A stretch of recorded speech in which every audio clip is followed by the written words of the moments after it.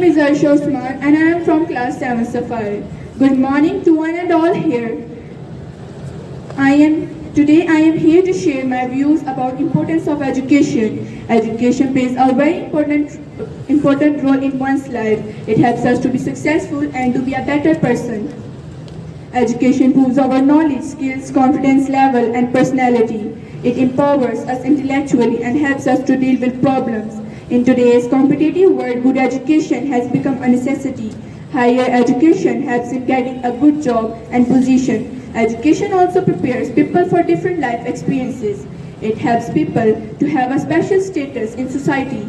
Moreover, education polishes our mind and strengthens our character. Education helps us to take right decisions. It is the key to success in personal as well as professional life. It makes us smart enough to handle tough situations and to live a happy life.